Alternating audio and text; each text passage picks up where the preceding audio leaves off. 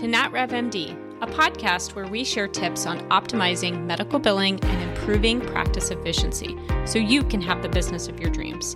I'm your host, Dr. Heather Signorelli, founder of NatRevMD. Let's get started. All right, welcome back to the NatRevMD podcast. So most physicians, they're not leaving medicine because they hate patients. They're actually leaving because they're drowning in charts, they're running on empty, they're convinced there's no other way. But guess what? Today's guest, Dr. Sarah Smith, is actually going to give you another way and talk about how she helps physicians survive that overwhelm and the system she's built and the course that she has that helps physicians really be able to figure this all out and be able to enjoy medicine again. So with that, welcome, Dr. Sarah Smith. Welcome to the show. Thank you so much for having me. It's great to be here. Yeah. All right. So let's just start first with what's your background? What kind of physician are you? Talk to us a little bit about your practice. And I know you've been able to practice in many different scenarios. So tell us more. Sure. So I am originally a GP from Australia, and that means family physician. We went to Canada for 12 years, which was super fun. So I do clinical medicine inside an outpatient department as a family medicine doctor. Then I also have worked in rural emergency departments, inpatients, palliative care, long-term care, locumed in the Australian remote areas. So yeah, lots of different places. So you've been successful, you've been practicing, and practice can be challenging. It can be one of those things where you wake up every day and you're like, okay, how am I going to figure this out? So talk to us about maybe some of the challenges that you've seen and experienced in working in practice, and then those tips that you've used in order to improve your sanity. Absolutely. So I'm going to go back a little ways and say that this was me for the first 15 years of general practice and family medicine. It is really, really hard to see patients and get the work of the day done. And I didn't think it was at all possible to have a different experience of what I was having. So that looked for me like staying hours after the last patient left, having to dash home because I've got little kids at home and it's dinner time. It's time to be home for dinner. And then trying to figure out how to get the rest of the work done. That could look like initially when we didn't have login from home, coming in on Saturday or Sunday or both to get it done for hours and hours, and just really feeling like I was missing out on time with the family, time for the weekend, time for rest. And this is the experience when I'm talking to physicians and clinicians. I was talking to a group recently, and there were more than half a dozen who are working more than 30 hours a week outside of the clinical day. So this is a really big pain point. And for a lot, it's only maybe 5 or 6 hours, but that's 300 hours a year that we could be spending on something much more fun than a second job that doesn't pay us often. Most physicians aren't being paid for this working after hours. In fact, we're diluting our income, so we're earning even less than we would have otherwise. So for me, I was 15 years, and this took me from Australia and into Canada, and it still followed me. So it's clearly a me problem, and I didn't know how to fix it. I was angry if somebody mentioned, by the way, we're going to be doing this now, and they wanted something else measured or metrics for a patient care. And that would just, don't you understand? Done. It's hard enough already. and you want me to do what now? Or learn a new EMR or learn a new billing system. If the ground rules change or they're changing out the MA or we're losing a physician, it just became a massive challenge because you're like, I'm already stretched way too far. So I didn't think this was possible to fix. But for me, it became in about 2018 journey where I heard of a coach who was just talking about general improving your quality of life and how we can have some autonomy about how we feel. And I don't have to just feel angry all the time at work. There was joy. I liked my patients, but there was feelings of being trapped and dreading it. And I didn't want to do it anymore. I didn't want to do it in this way anymore. I didn't want it stealing my life anymore. And so the process of just step by step saying, what if I could create something different? What if I did want to get home at the end of the day with everything done? How would that look? What would I have to start to change? And the process of stepping towards something for me that I wanted and for my family. And that transition. So then the transition from where I was, which was hours and hours after the clinical day, and this is the experience for many of the physicians, into, well, I see patients and then I close that last chart and I go home. And I've got nothing left to do. And that is such an incredibly different experience. You feel like you have bucket loads of time. And then you just sit around thinking, what do I do with myself? Because I've never had this experience before in my working career. And so clearly the next step is I must share this with my people. Yeah. That, hey, did you know that it's possible to have a different experience? And nothing changes, not the number of patients, not the EMR, not the location that I'm working, not the people I'm working with. It was all about me and how I was doing things differently within the clinical day. And I mean, I can just imagine that feeling of, comfort, like, okay, I'm not crazy. I feel that way when all my emails are answered. And they will never all be answered in my world. I will work in administration and run a business. So they'll never all be answered. But the main ones, the important ones, when I have that feeling of like, I'm just going to go watch TV or I'm just going to go take the dog for a walk with my kids, feels really good. So I can imagine that like moment. Okay, so you have figured this out. And would you say that you have good days and bad days, or do you feel like, okay, no, I've checked the box, like I'm good 100% of the time? Okay, so here's the thing about all of us in clinical medicine is the ground shifts under us all the time. And so right now I'm covering a colleague's inbox and her practice in a different location to my usual. Now I signed up for that. I'm like, yes, please. Yeah, and you did this. Help you so you can have a whole month out of country without having to even think about your inbox. And so what that requires now is I need to think about how do I structure my week so I can take on 2 inboxes, have a whole set of patients that I don't know, and I'm going to be seeing a whole lot of new patients. So that obviously takes an additional 2 or 3 minutes per visit as you're seeing the patient. So we can now learn and adapt and pull those strategies into a new location with a new set of patients, with a new set of staff, the EMR is the same, fortunately. That makes it easier. But the inbox is different. So it's inbox different to my usual location of practice. So it's how am I going to manage this, knowing that each of the things in her inbox, I don't immediately know why that was ordered. I don't know what the situation was. I now need to give myself a few extra minutes to go and have a quick look at the last, why was this ordered? And how do I get this out of the inbox as fast as possible? So I'm going to look at that information, attach it to what I know about the patient, and then I've set up my calendar at her place so that I have ample room to bring them back in so I can talk them through their results and make the next plan for them. So it sounds like so obviously you wouldn't have signed up for this had you not been able to manage this. So to me, this means I'm signing up for this because I know I've got a rock solid plan in order to get this done. Did you know you could be losing over $10,000 a month in eligibility denials, maybe more depending on your size of practice? So if you run an independent practice and want to stop eligibility denials from stealing cash, grab our free eligibility training guide with the link below. So it's going to show you exactly how to train your front office staff, what they must do before each and every visit so that you don't eat avoidable write-offs. It's free and detailed enough so that you can start from scratch and train those front office staff. So head on over to the link below and do it now before you forget. So give 1 or 2 tips that you use to kind of manage your day so that you're not working 30 hours outside of the office or even 5 hours outside of the office. Like, what are your top secrets? Yeah. So its foundational work is let's see the patient and get the work of this visit done before we see the next patient. Now that can feel impossible where you are right now, and that's okay. It's not a by tomorrow you must. It's a what if we thought about how am I going to see this patient and have everything about this visit done before I move to the next patient? What would that start to look like? And it looks different for all of the different physicians and clinicians. It's not my way is the way. And for me, it's actually changed depending on location. So in Canada, we would have 2 clinic rooms and an office. So I would go to the clinic room, I'd do my notes in real time, I'd type them in the room and go back to my office for a phone call or a televisit or inbox, and I'd go to the next patient room. I wasn't transferring patients in and out. In Australia, we pull people in and out of the same room, and that takes at least 2 minutes. So I've actually started employing some AI now so that I get a couple of 2 minutes back. Now, I give it 2 out of 5 stars at best. It's a helpful tool. It is not taking the work of the visit. I still have to do all of the check it for accuracy. I have to still do all of the order forms, requisition forms, your x-ray,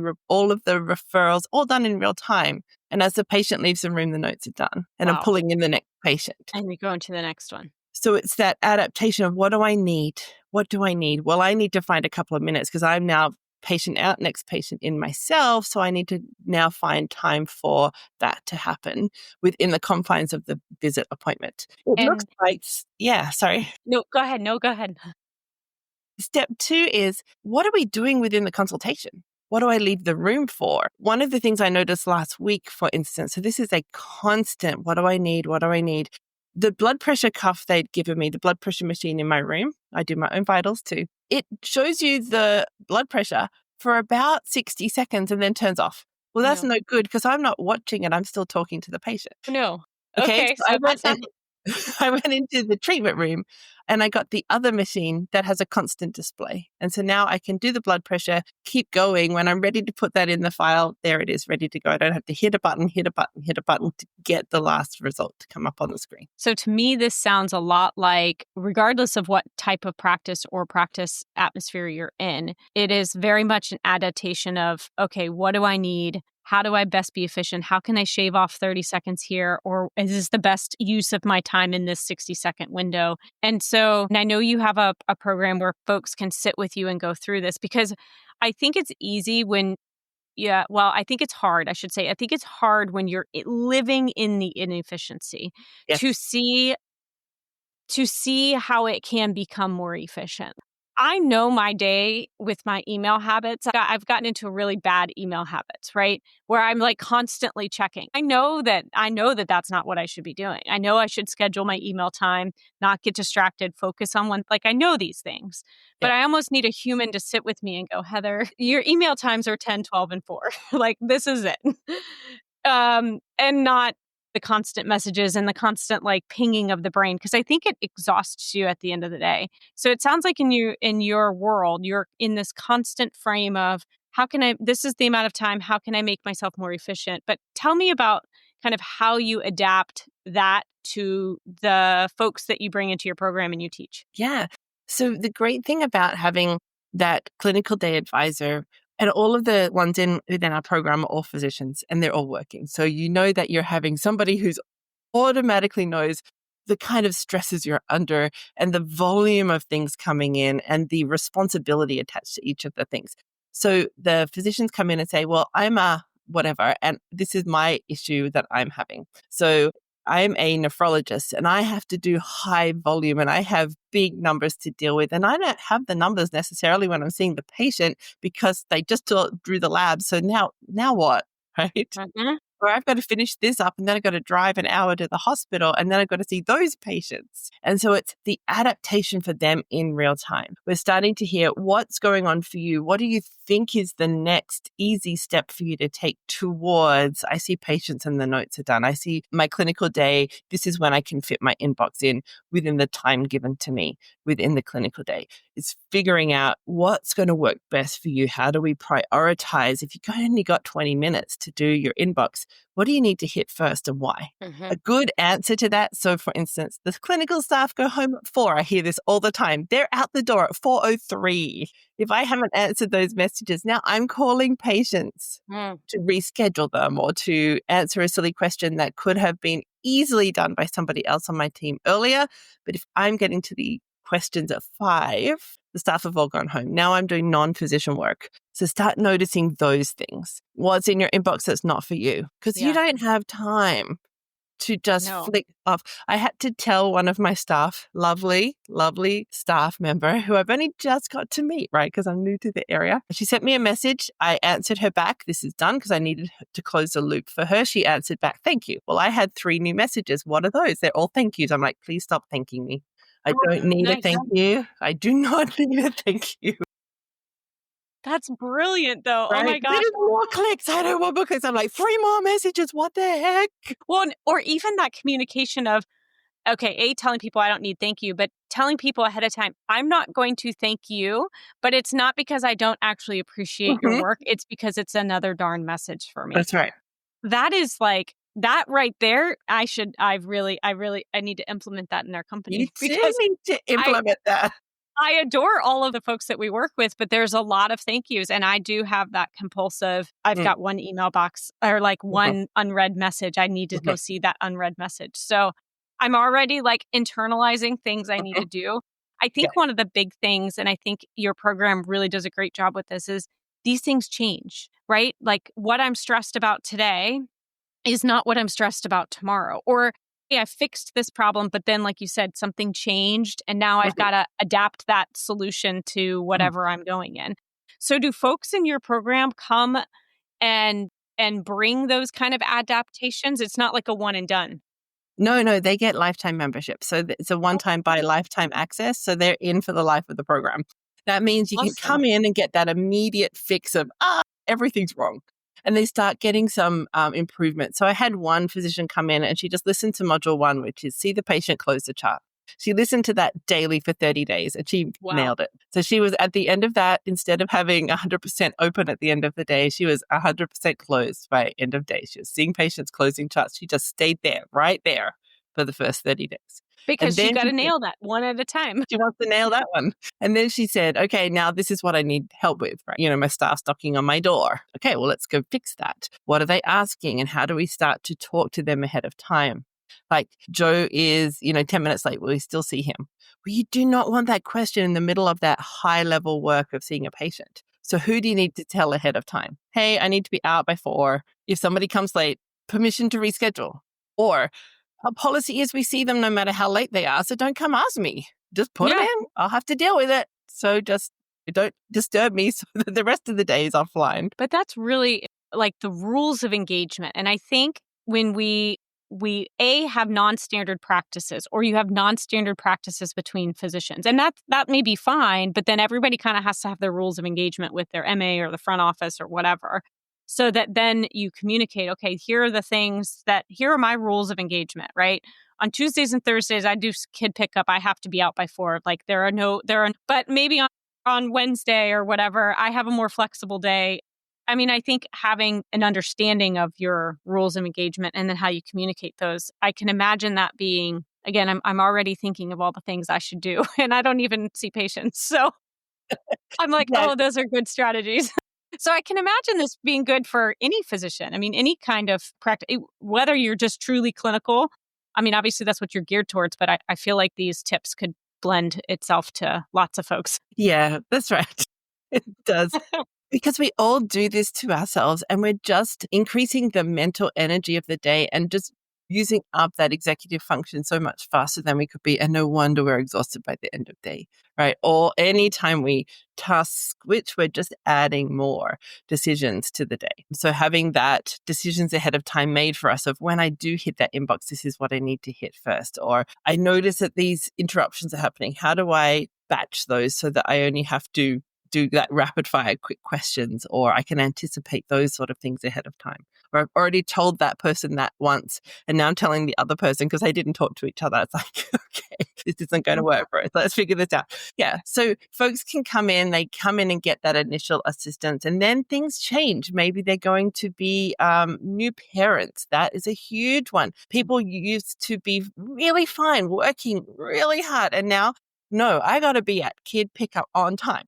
This is a new big challenge for me. Or I'm being monitored for my start time, or I'm being monitored for how far behind I'm running, or I'm being monitored for this. Now what? Or we're losing 2 physicians. Now what? So I had one oncologist who is working in an environment where they're making sure the patients are seen prior to chemotherapy. Well, 2 of her physicians left her as one.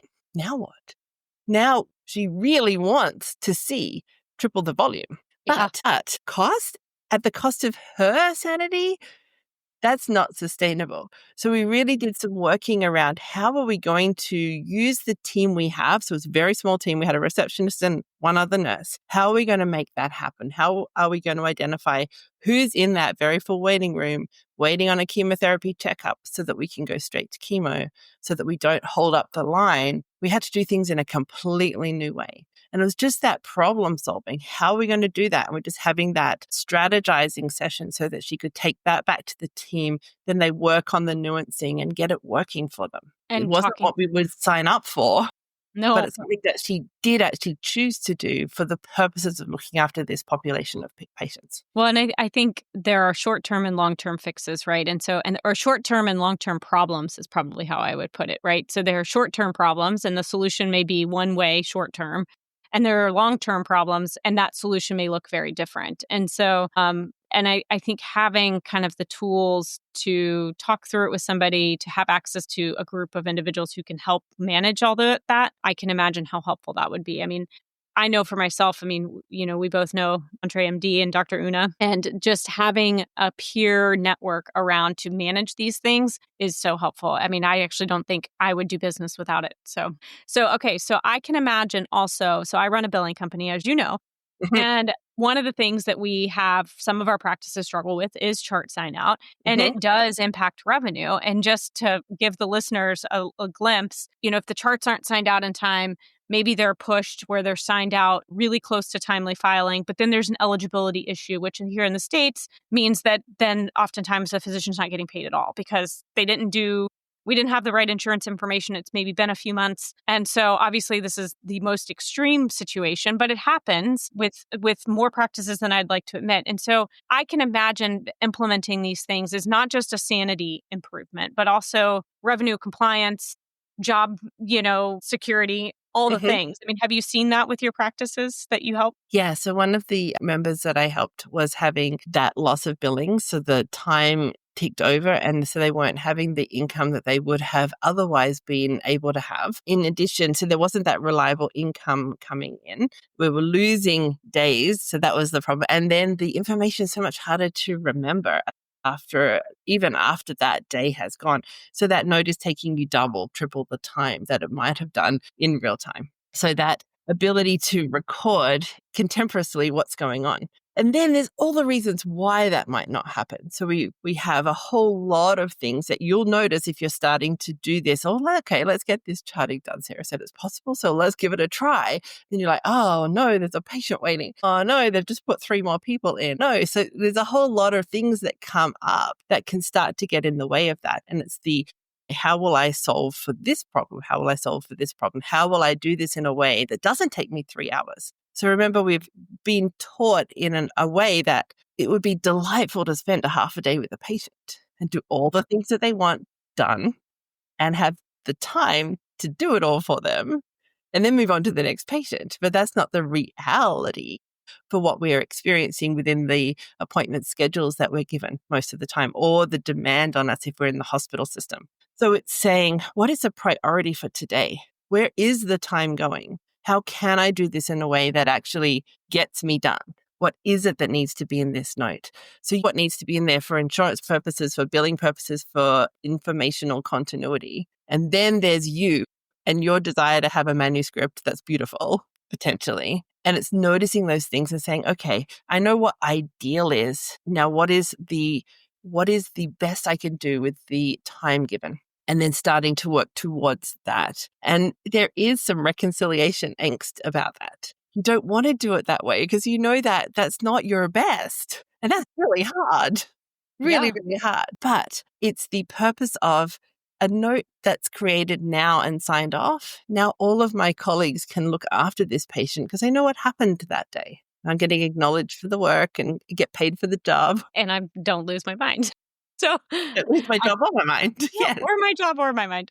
Well, or my practice, right? I mean, because, we deal with a lot of private practices. They set their own schedule. So they're doing it to themselves. But at the same time, they're doing it for a reason, right? Patient demand or revenue needing to keep the lights on or, hopefully making lots of profit, but all the things. So I think having a tool, having a resource to help you start thinking through, okay, here's where I'm at, here's where I want to be, here's the steps to do it. Understanding there may be resources or things you can invest in to help with that, whether it's technology or scribes or all the things, and figuring out where to put money but not waste money. And so I think that's an important thing to understand. And then using those, of course, to, okay, I've solved this problem, let's go to the next. And then also being able to go back and say, okay, I've had things change, right? Like you've had a change with your covering a new physician. Okay, this is going to be in my new process for the next month. I love that. I mean, and I've obviously known about your program for some time now and think it's fantastic. So how do people find you and sign up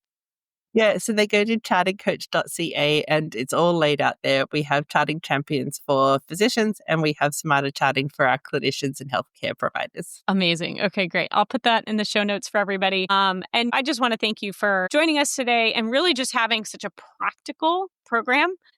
This is what people need. This is tools that you can implement immediately and probably see some efficiency gains, and also just for me, just having your mind settled and be at ease. So if you are a physician who's feeling overwhelmed, your inbox is crazy, you've got charts that are unfinished and you're working hours and hours, or even just 1 hour a week extra outside of work, please head on over to chartingcoach.ca and check out Dr. Sarah's stuff. Thanks so much. And as always, if you guys are enjoying this podcast, please share it with a friend. Please share it broadly so that we can continue to help more physicians. All right. Thanks so much, guys.